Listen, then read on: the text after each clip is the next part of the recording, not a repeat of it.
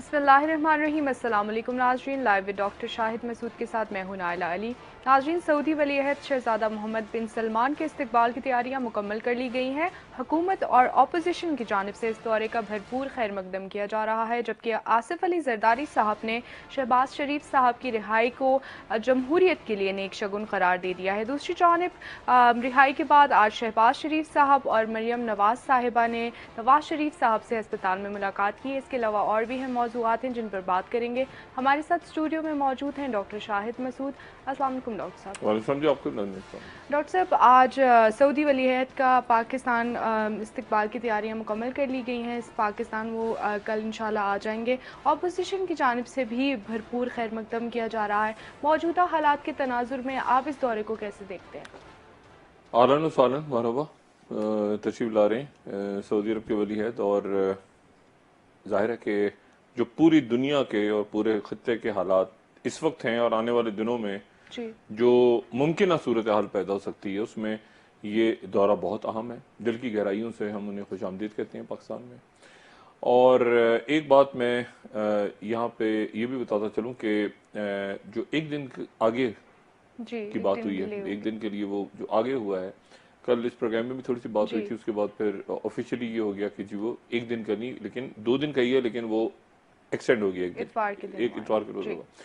अब इसमें मुख्तलिफ सफारती जो हल्के हैं इस्लामाबाद में, उसमें बात हो रही है। उसमें एक बात तो ये है कि पहले से ही ये तय था, यही तारीखें तय थी, सही। लेकिन सिक्योरिटी की वजह से और बाकी वजूहात की बुनियाद पे, क्योंकि जब उन्होंने इंडिया 19 को पहुंचना था, 19 को इंडिया पहुंचना है, तो फिर वो बीच में एक दिन क्या करते हैं, ये बात हम भी सोच रहे थे कि 19 को जब वहां पहुंचना है तो फिर 16-17 को अगर यहाँ रहना है तो फिर 18 को वो कहाँ होंगे। तो सही। ठीक है ना, 19 को इंडिया में पहुंचना है तो दरमियान में कोई जी मतलब है कि कोई वाघा से भी जाएंगे तो इतनी देर तो नहीं लगेगी।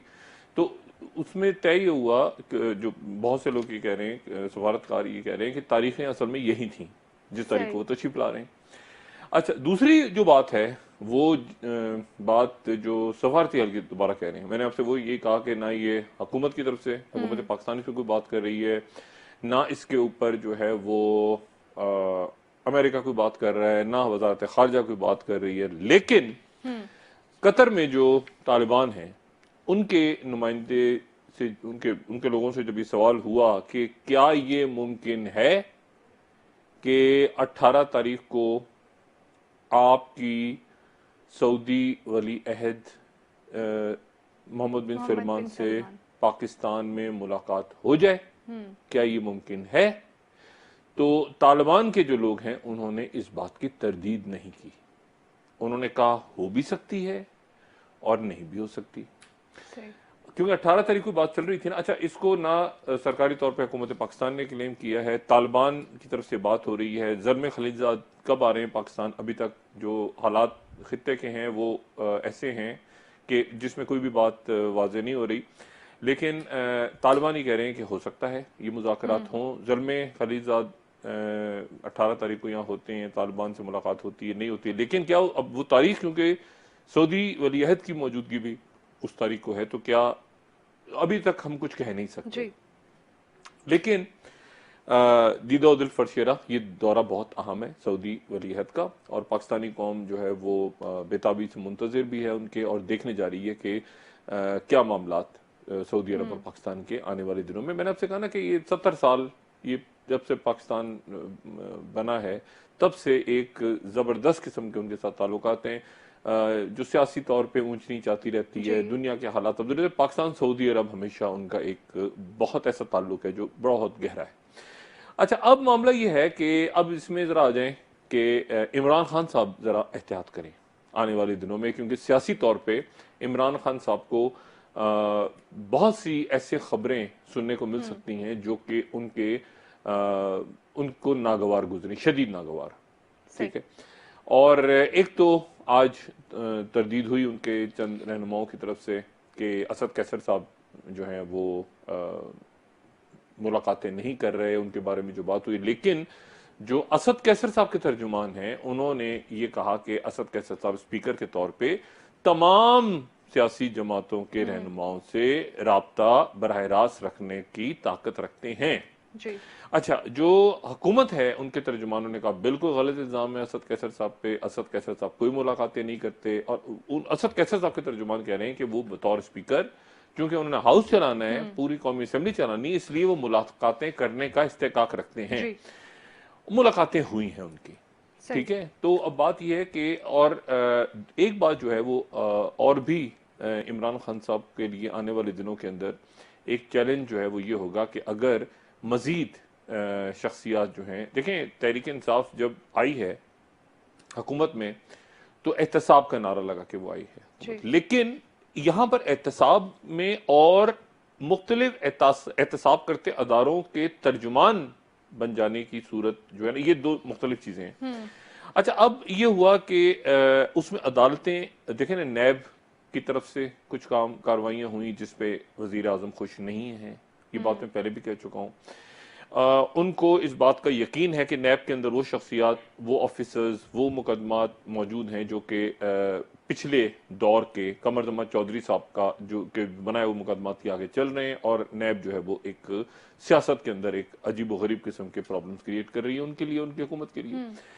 अच्छा, अब इसमें लेकिन सूरत हाल है कि ऐसा तो हो रहा है, अब होगा तो क्या चैलेंज आएंगे, ठीक है, क्योंकि शहबाज शरीफ साहब जो हैं वो एक मजबूत पोजीशन लेके पंजाब में, अब ये देखना है कि क्या शहबाज शरीफ साहब देखिए सियासत तो मैंने कल भी कहा ना कि नवाज शरीफ साहब की गिरदी है, ठीक है ना, सारे मरीम नवाज साहबा का आज भी कोई वो जा रही है मियां नवाज शरीफ साहब से मिलने सबको, लेकिन कल वाली बात पे मैं अभी तक कायम हूं, रसगुल्लों का कोई डब्बा शहबाज शरीफ साहब को नहीं किसी ने पहुंचाया।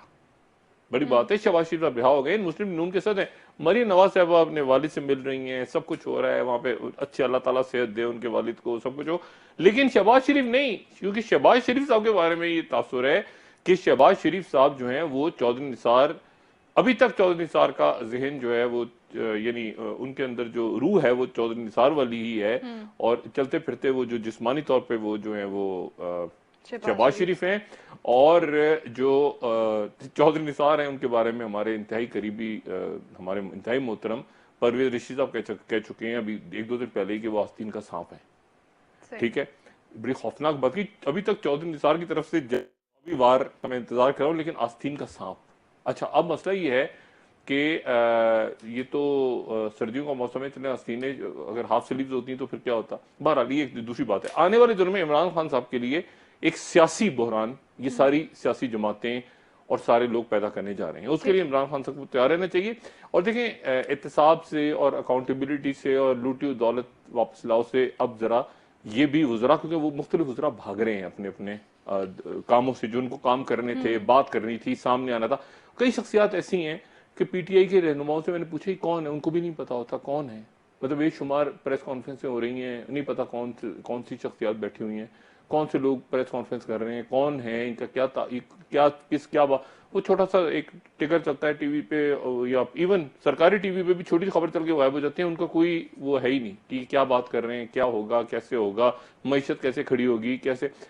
तो ये तो एक मामला आने वाले दिनों में ऑपोजिशन वली हद के जाते ही, दौरा खत्म होते ही जो है यहाँ पे शोर होगा मचाएगी इमरान खान साहब के लिए। सही। एक तो हो गई ये हुकूमत का मामला, इररेलेवेंट पार्लियामेंट और इररेलेवेंट पॉलिटिकल पार्टीज जिनको अब कोई मुल्क से, कोई रियासत से कोई दिलचस्पी नजर नहीं आ रही, ठीक है। पूरा सिस्टम, जो मैं निजाम की बात करता हूँ, निजाम ही डिलीवर नहीं कर रहा, तो ये इनको एक ये बातें करने दें। अच्छा, अब आगे रियासत का मामला।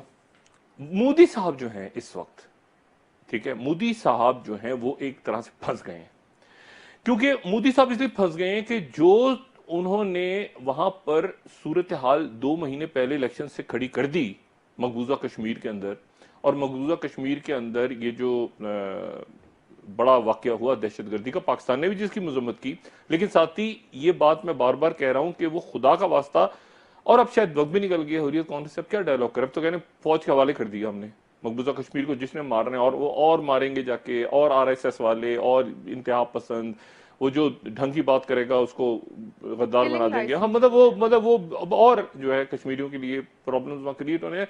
लेकिन मोदी साहब अब फंस गए। मोदी साहब ने जो हवा बना दी है ना भारत के अंदर, जो वो ये है कि पाकिस्तान से बदला लो, पाकिस्तान से जंग करो। अच्छा, पाकिस्तान से जंग करो, कल मैंने बात की कैसे जंग करो, क्या करो, देखे ना, महदूद जंग क्या, महदूद जंग, महदूद जंग, लिमिटेड वॉर क्या, लिमिटेड वॉर तो कोई नहीं होती। ये तो मेरे ख्याल से 2004 में इन्होंने जो कोल्ड स्टार्ट बनाई थी उसमें ये था कि एक जल्दी से फौजें आएंगी महदूद जंग के खास इलाके के अंदर, और इससे पहले कि पाकिस्तान अपना कोई न्यूक्लियर ऑप्शन इस्तेमाल करे फर्स्ट स्ट्राइक का, या दुनिया, बाकी दुनिया जो है वो उसको ध्यान दे के यहाँ जंग हो रही है, वो तेजी के साथ अंदर आके अपनी कोई अहदाफ हासिल कर लेंगे। लेकिन उसके बाद ये हुआ कि पाकिस्तान ने वो छोटे टैक्टिकल न्यूक्लियर वेपन बना लिए, और टैक्टिकल न्यूक्लियर वेपन, इन छोटे छोटे वेपन उन पे न्यूक्लियर वॉलेट के टक टक टक टक टक जाके गिर जाए भारत के अंदर। अच्छा, अब उसमें वो, ये बिल्कुल वो स्ट्रेटेजी है जिसके बारे में कहा जाता है जो सर जंग में हुआ था। लेकिन अमेरिका इधर था बहुत दूर और सोवियत यूनियन बहुत दूर, तो इधर से वो मिसाइल चलते तो रास्ते में उनको डिफेंस सिस्टम गिरा देता, और इधर से मिसाइल चलते तो उनको भी डिफेंस सिस्टम गिरा देता। किस कहां गिरते वो, या तो बहरे ओकेनूस में गिरते या यूरोप के सर पे गिरते। तो नतीजा क्या निकला कि अमेरिका ने फिर यूरोप के अंदर अपने मिसाइल फिट कर दिए, यानी बिल्कुल सोवियत यूनियन के साथ।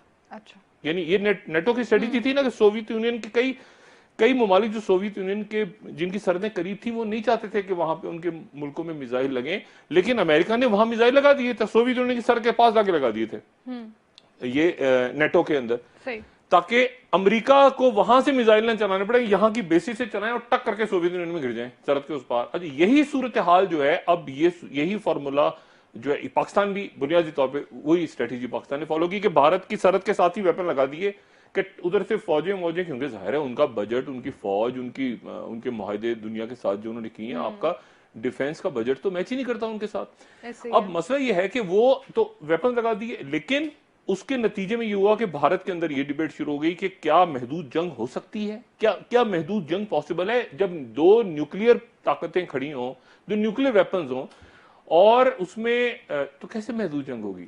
अच्छा, अब ये है कि वो बात वहां रुक गई। फिर उन्होंने कहा कि सर्जिकल स्ट्राइक हुई है 2 साल पहले, उस सर्जिकल स्ट्राइक को भारत के अंदर भी किसी को यकीन नहीं है कि हुई है नहीं हुई है, वीडियो दिखाते हैं वो क्या वो कहते हैं ये हमने महदूद जंग का ऑप्शन नहीं है। अगर जंग हुई खुदा ना खास्ता, वो 1-1.5 अरब इंसान चला जाएगा दुनिया से, मतलब अल्लाह ना करे कभी ऐसी। तो ये जो बात करते हैं ना इंडिया में, तो बात बहुत सोच समझ के करनी चाहिए कि वो मतलब महदूद जंग करेंगे, बदला लेंगे, हटने का नक्शे से, क्या बातें करते हैं, इस दुनिया में बैठे हैं वो भाई, नक्शे से हटा देंगे, फलां कर देंगे। तो जरा सोच समझ के बात करें, क्योंकि बात सारी ये है कि जब उनके ये तो करें ना, कोई उनके उटपटांग लोग मेरी तरह के वहां पे कर रहे हो तो बात समझ में आती है। जब उनका आर्मी चीफ और उनका वजीर आजम इस तरह की उटपटांग बातें करता है, तो जरा ध्यान से बात कर, अकल से बात करें। और अगर IMF से कहीं से अकल उधार पे मिल सकती है तो ले ले, कर्जा ले लें, मगर अकल की बात करें, ठीक है ना। उनके जो तजियाकार वो कह रहे हैं वो तो कह सकते हैं, ऐसी बात हुकूमत की तरफ से और उनकी फौज के सरबराह की तरफ से ऐसी बात होना, तो ये बड़ी खतरनाक बातें हैं। तो मोहतात सुकून से, जरा कहते हैं ना एकदम से जो जंग जंग जंग जंग कर दिया ना फौरन, उसको जरा नीचे ले आए, नीचे जरा सुकून लेकर आए, ठंडा पानी पिए और देखें कि वहां कश्मीर में इश्यूज क्या हुए हैं। एक तो कश्मीर के अंदर अब जुल्म सितम, आपने बिल्कुल ही वहां डायलॉग ही खत्म कर दिया कि भाई यहाँ सारे दहशतगर्द रहते हैं, वार मारो। उसके नतीजे में और वहां पे बुराई होगी हुकूमत के लिए, और कश्मीर के अंदर और जो इंतजार फैलेगा, हिजान बढ़ेगा।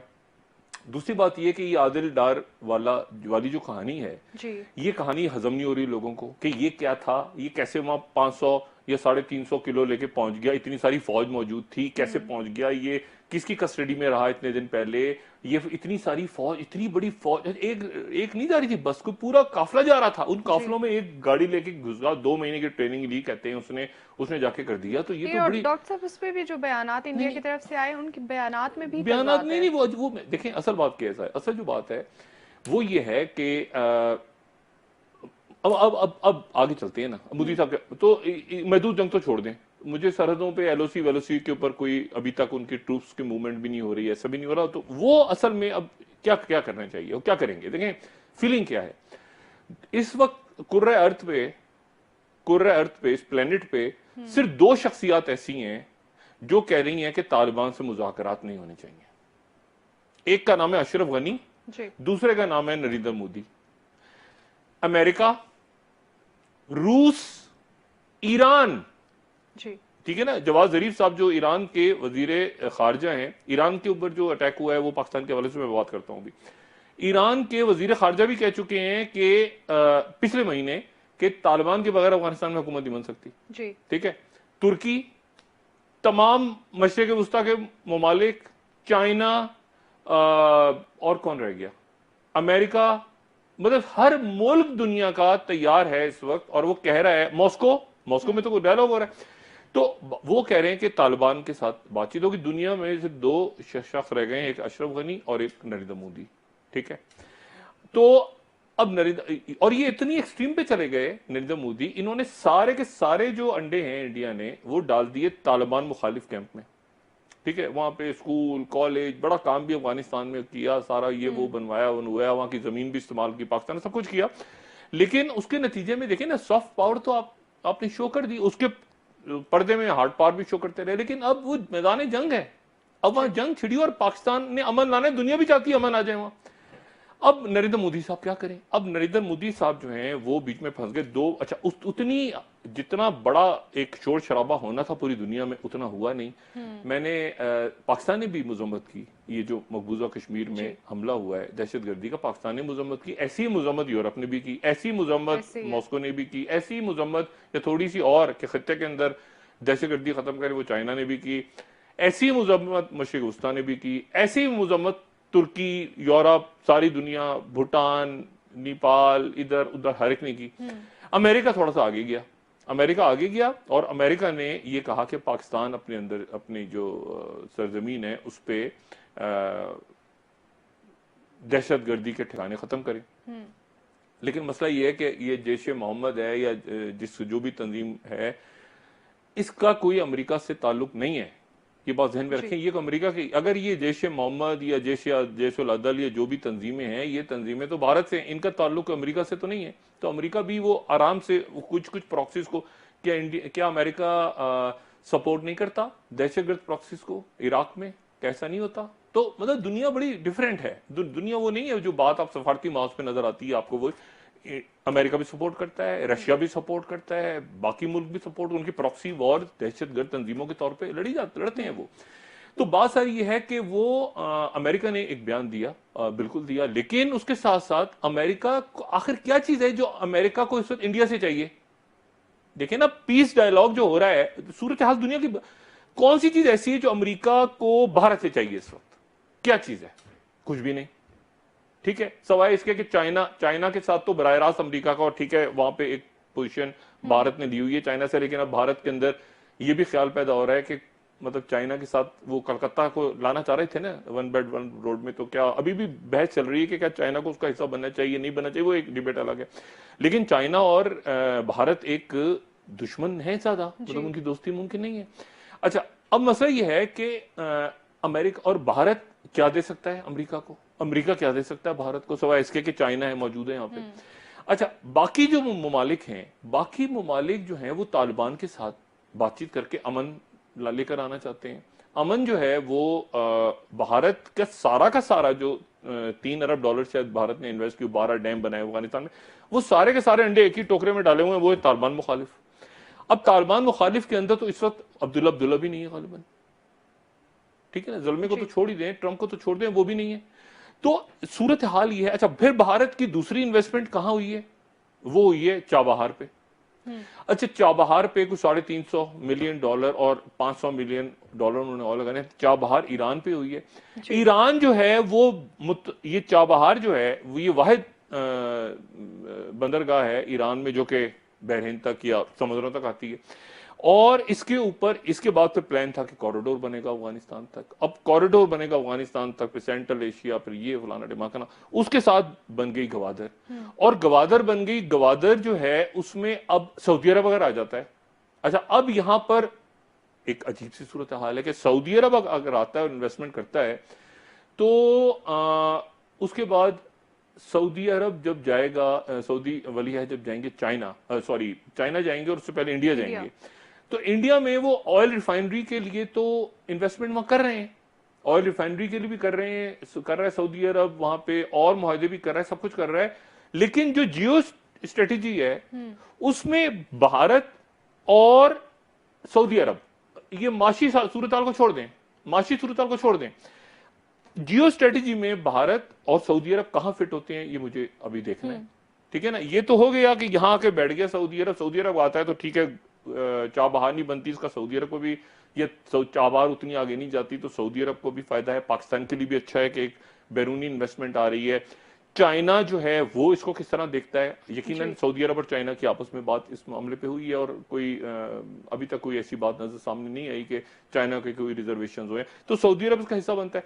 लेकिन मसला ये, और सऊदी अरब इसका हिस्सा बनता है तो फिर यकीनन सऊदी अरब अगर इसका हिस्सा बनता है तो यहाँ पर जो रिफाइनरी बनेगी आने वाले दिनों में, देखना ये होगा कि वो रिफाइनरी कितने अरसे में बनती है और कंपनीज कौन सी आती हैं, ठीक, उसमें माहिरीन कौन से आते हैं, यूरोप से आते हैं, अमेरिका से आते हैं, इधर से आते हैं, पाकिस्तान के होते हैं क्या, वो भी सारी वो चीजें तय होना बाकी है। लेकिन मसला ये है कि वो ईरान के लिए भी प्रॉब्लम है जी। कि ईरान और इंडिया की इन्वेस्टमेंट, वहां पे दो इन्वेस्टमेंट है ना इंडिया ने की हुई है। एक इंडिया की इन्वेस्टमेंट थी अफगानिस्तान में जो जबरदस्त हो गई टोटल, दूसरी चाबहार। गवादर अगर बनता है बड़ा, गवादर ऊपर जाता है तो उसके नतीजे में क्या, अच्छा चाबहार डे मनाया जा रहा है 26 फरवरी को, चाबहार डे यौम चाबहार मना रहा है इंडिया और ईरान में जाके, क्योंकि ईरान जो है वो चाबहार को तो चाहता है लेकिन साथ तालिबान के साथ टॉक्स भी चाह रहा है। मैंने आपसे कहा था ना ईरानी तालिबान, यानी इस वक्त ईरान जो है वो मुकम्मल तौर पे एक तरह से भारत के साथ है भी लेकिन एक तरह से नहीं भी, अफगानिस्तान के मामला जहां आते हैं जी।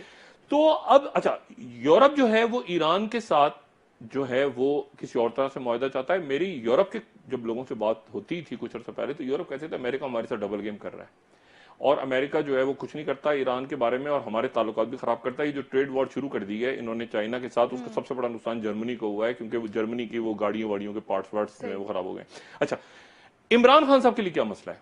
इमरान खान साहब के लिए आने वाले दिनों में उनकी, मैं दोबारा बात दोहरा रहा हूं, पंजाब हुकूमत को गिराने की मुकम्मल तैयारियां शुरू हैं।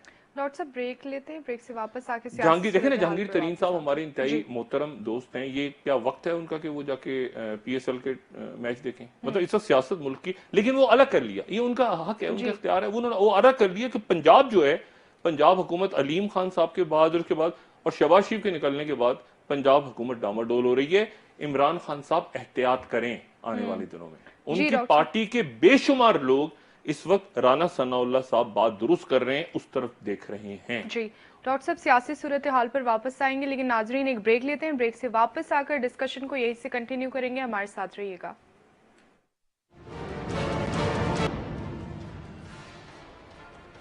वेलकम बैक नाजरीन। डॉक्टर साहब आप कह रहे थे कि हुकूमत के लिए मजीद मुश्किलात आने वाले वक्तों में पैदा होंगी, बड़े सियासी बहरान, और उसमें खास तौर पे देखें, मैं पहले भी कह रहा था कि तहरीक इंसाफ का इमरान खान का नारा ही ये था कि लूटी हुई दौलत को वापस लाना है, एहतिसाब करना है। अब अगर वो, और उसमें फिर ये था कि शुरू के कई माह जो हैं वो, चूंकि लूटी हुई दौलत वापस आ रही होगी तो लोग खुश हो रहे होंगे, एहतिसाब होगा, उसके नतीजे में मईशत के ऊपर से दबाव कम होगा, बाहर की इन्वेस्टमेंट भी साथ साथ आएंगी, इस्लाहत होंगी।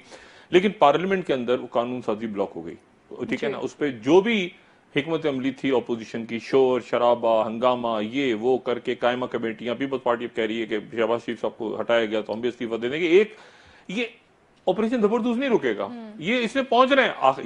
ये बात जहन में रख लें कि एहतसाब होना है, ये तो तय के, ये बच के नहीं निकलेगी बदमाशियां। सवाल ये कि क्या इस निजाम के तहत होना है या निजाम खुद अपने आप को जबरदस्त कर देगा, ये भी तो मुमकिन है ना।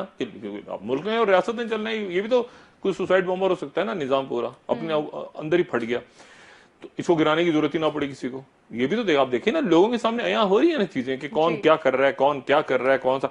तो बात यह है कि एहतिसाब तो होना है, रियासत ने तो आगे जानी है। अब पार्लियामेंट को मैं ये नहीं, आप सोचेंगे इलेक्शन के 2 दिन बाद से इरेलीवेंट कह रहा हूं, और अब आप देख लें कितने दिन गुजर गए और कौन सा सेशन और क्या कौन सी कमेटियां और क्या, और अरबों करोड़ों रुपया खाया गया। अच्छा, इसमें अब जरा आते हैं ना जरा खिते की सूरत पे, क्योंकि फिर मैं आता हूं जरा कि फवाद चौधरी साहब ने आज ये मान लिया कि ढील, गालिबन ढील दे दी गई है उनको, उनका ये तासुर है। अच्छा। फवाद चौधरी साहब का कि ढील दी गई है, हाँ कैसे हुई है, क्या हुई है, क्या, उस पर जरा बाद में बात करते हैं, क्योंकि ऐसी ढीलें आने वाले दिनों में और भी शायद नजर आएंगी। तो फिर क्या स्ट्रेटेजी होगी इमरान खान साहब की? बात सर ये है कि ये जॉन बोल्टन जो है नेशनल सिक्योरिटी, जॉन बोल्टन साहब की बात हुई है अजीत डोवाल साहब से, और उन्होंने कहा है कि इसमें इस मामले को यूनाइटेड नेशंस की सिक्योरिटी काउंसिल में उठाना चाहिए, ठीक है। अच्छा, लेकिन साथ ही अमेरिका, फिर मैं कह रहा हूं अमेरिका और भारत का इस वक्त जितना भी जो भी प्यार मोहब्बत बड़ी है पिछले 10 सालों में, 15 सालों में, 16 सालों में उसका महवर अफगानिस्तान था। इंडिया इंडिया साथ था, शुमाली इत्तेहाद के, वो अफगानिस्तान आया, उस शुमाली इत्तेहाद और इंडिया साथ साथ थे। वो हामिद करजई, तो बॉन कॉन्फ्रेंस, मेरे तो हाथों से निकली हुई चीजें हैं ना, रोज की रोज ऐसे कुछ तारीखों से पूछ ले तो मैंने तो रोज एक इसके ऊपर बात की हुई है ना। तो मसला ये है कि वो सारा का सारा शुमाली इत्तेहादी की धबरदूज हो गया है ना।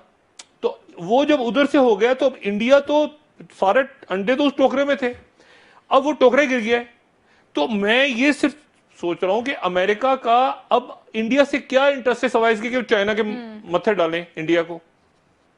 और अफगानिस्तान में जो इतनी इन्वेस्टमेंट और ये वो सारा वो कर करा के आखिर में अमेरिका बात कर रहा है तालिबान से, और ईरान भी तालिबान, ईरान जो है उसको यानी इंडिया के साथ लाने के लिए चाइना से पंगा लेगा कि हम आपका चाबहार बना रहे हैं। पहले तो ये कि ना चाबहार से डायरेक्ट इंडिया लेकर जाएगा ऊपर सेंट्रल एशिया तक। अब क्या वो गवादर से ईरान कंपीट करेगा? जी देखिए ना, ये बड़ी एक ट्रिकी सिचुएशन डेवलप हो रही है। तो अब इंडिया ये छोड़ दे महदूद जंग, वैसे बुखलाहट में वो कुछ भी करें, लेकिन अल्लाह करे कि जंग वंग की तरफ वो ना जाएं, और ये सर्जिकल स्ट्राइक पहले मजाक बना हुआ है।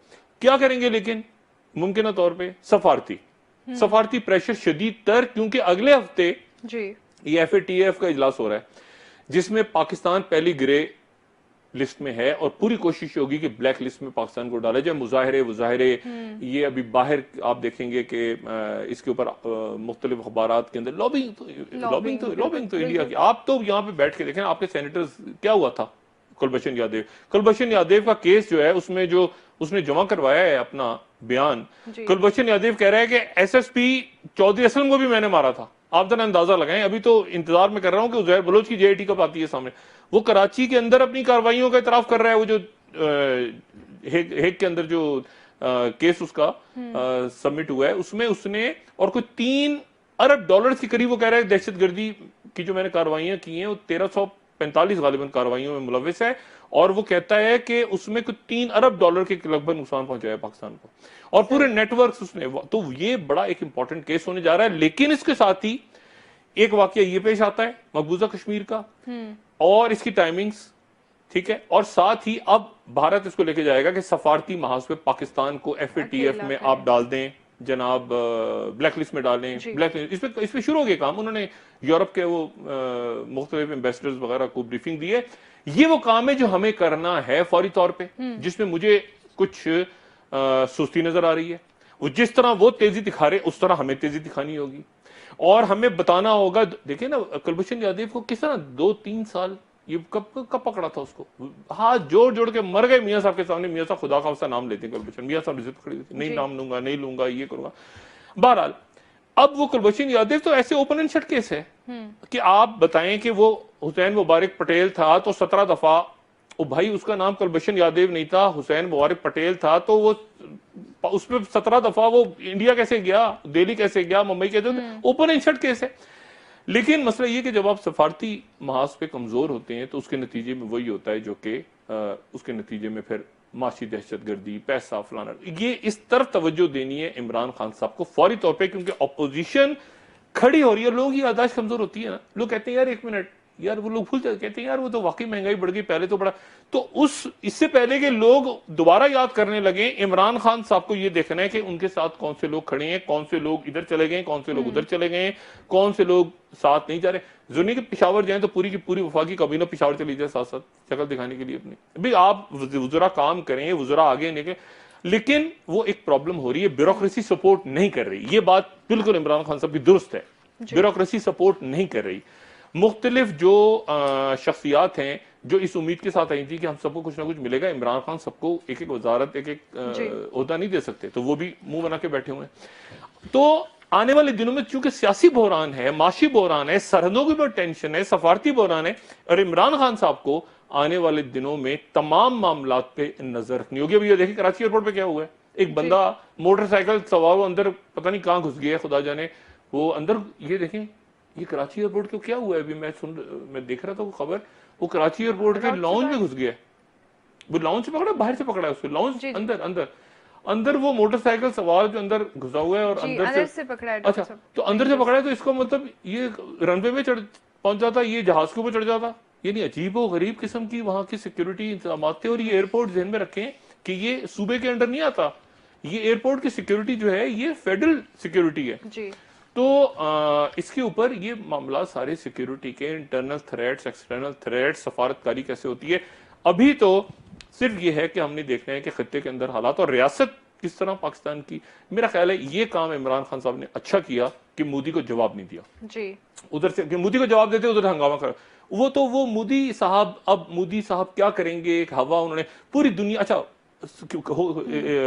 हिकमत अमली क्या होगी, जंग होने वाली है, हम हमला करने वाले हैं, हम ये कर देंगे, पाकिस्तान के साथ ये होगा, न्यूक्लियर स्ट्राइक करेंगे, फलां करेंगे। दुनिया कहेगी नहीं नहीं नहीं नहीं नहीं नहीं, एक मिनट है जो जंग को रोके। फिर क्या करें, पाबंदियां लगा दो फिर पाकिस्तान पे, फिर पाकिस्तान का नाम उसमें डाल दो, फिर पाकिस्तान के टैरिफ बढ़ा दो, फिर पाकिस्तान पे ये कर दो, पाकिस्तान सैंक्शन लगा दो। ये होगी, ये सफा, ये काम होगा। जंग वंग तो भूल जाए, प्रेशर बना रहे हैं ना, प्रेशर पूरी दुनिया में प्रेशर बना के। अच्छा आप कहते हैं तो हम नहीं लड़ते, आपके कहने पे हम पाकिस्तान से जंग नहीं लड़ रहे, आपने में कहा ओहो अच्छा, लेकिन फिर ये पाबंदियां तो लगानी होंगी।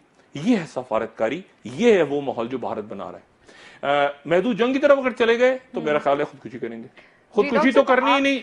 आखिरी सवाल सियासत पे आप वापस आते हैं। जरदारी साहब ने आज कहा है कि शहबाज शरीफ साहब की जो रिहाई है जमहूरियत के लिए एक नेक शगुन है। क्या वाकई जमहूरियत के लिए नेक शगुन है? जरदारी साहब ने पूरा बयान, आपने नहीं जरदारी साहब का सुना, जरदारी साहब ने कहा है कि ये बयान ही गलत पड़ा है। जरदारी साहब ने कहा है कि बगैर इल्जाम के मासूम बेगुना अच्छे नेक लोगों को जेल में नहीं डालना चाहिए। जरदारी साहब ने मेरी तरफ इशारा किया था। अच्छा। लोग उसको शहबाज शरीफ समझे, लेकिन ना जो अच्छी बात है वो अच्छी बात, ये तो नहीं कि जरदारी साहब कोई अच्छी बात करें तो उसकी भी मैं मुखालफत ही करता हूँ। जरदारी साहब का इशारा मेरी तरफ था, ये मेरा गुमान है। अच्छा, तो शहबाज शरीफ साहब अपने ऊपर ले लें तो अपने ऊपर ले लें, मैं अपने ऊपर ले लूं तो मैं अपने ऊपर ले लूं, मर्जी। बहुत शुक्रिया डॉक्टर साहब। जरदारी साहब चूंकि अब उनकी भी अगले हफ्ते उनके मुकदमा लग रहे हैं, उनके मुकदमा ये, उनका नजरसानी ये है कि नैब के हवाले कर दिया जाए। FIA वाली जो GIT की रिपोर्ट थी उससे निकाल के नैब के ऊपर डाल दिया जाए, नैब करे उस पे ना करे। शुक्रिया डॉक्टर साहब, शुक्रिया जी। नाजरीन, प्रोग्राम का वक्त खत्म हो गया है, कल दोबारा इंशाल्लाह आपसे मुलाकात होगी। मुझे नाइला अली को इजाजत दीजिए, अल्लाह हाफिज जी। डॉक्टर साहब, मैं एक खबर सुनाते सुनाते रह गया, वो तस्वीर भी अगर दिखा दें तो सारे आलमी मामला एक तरफ हैं, दिखा देते हैं। अहम तरीन बात जो है वो ये हुई है, पूरी दुनिया को एक तरफ छोड़ दें, अब रशिया, चाइना, मॉस्को, इंपॉर्टेंट तरीन बात ये हुई है कि बिलावल भुट्टो जरदारी साहब और इवेंका ट्रंप जो है उनकी मुलाकात हुई है म्यूनिख में। अच्छा। और इस पे बस ये एक बड़ा अहम आलमी वाक़या है। अपना दोस्तों, रिश्तेदारों, बिरदो नवाह के लोगों का सब ख्याल रखिएगा। अल्लाह हाफ़िज़।